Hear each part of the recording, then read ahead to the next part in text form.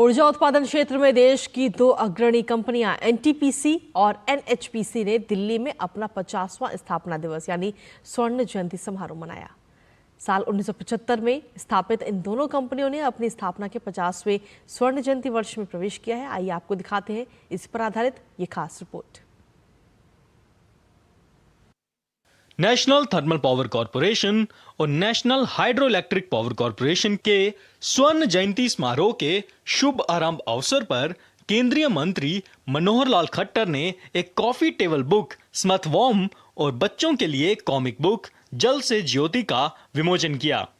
समारोह को संबोधित करते हुए केंद्रीय मंत्री खट्टर ने कहा कि ऊर्जा भगवान का स्वरूप है और आगे आने वाले दिनों में इसकी मांग और भी बढ़ने वाली है। ऐसे में ऊर्जा उत्पादन से होने वाले प्रदूषण को कम करने के लिए एनटीपीसी और एनएचपीसी को मिलकर काम करना होगा। सामाजिक जीवन, प्राणी जीवन, उसको सुरक्षित रखने के लिए भी कुछ चैलेंजेस भी हैं और कुछ उस चैलेंज को स्वीकार करके उसमें से रास्ता निकालने का भी है।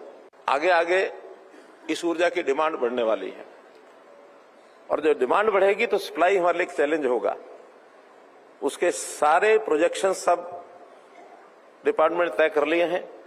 उन प्रोजेक्शंस के हिसाब से हम लोग जो है आगे बढ़े। सबको मिलकर के काम करना होगा और सब मिलकर के काम करेंगे तो ऊर्जा की प्राप्ति भी होगी।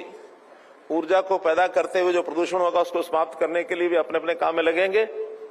संतुलन बना रहे। प्रधानमंत्री नरेंद्र मोदी के आह्वान पर दोनों कंपनियों को 2030 तक गैर पारंपरिक स्रोतों से 500 गीगावाट बिजली का उत्पादन करना है और एनएचपीसी इस दिशा में पूरी लगन से काम कर रही है।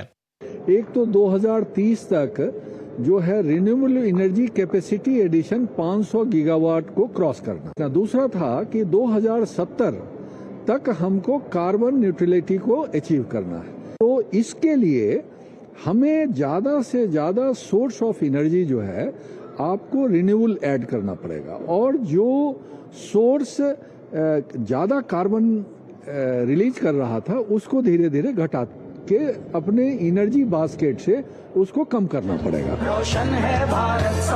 स्वर्ण जयंती समारोह के अवसर पर एक रंगारंग कार्यक्रम का आयोजन किया गया जिसका दोनों कंपनियों एनटीपीसी और एनएचपीसी के कर्मचारियों के परिवारजनों ने लुत्फ उठाया।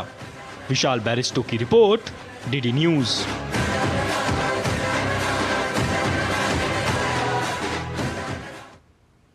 और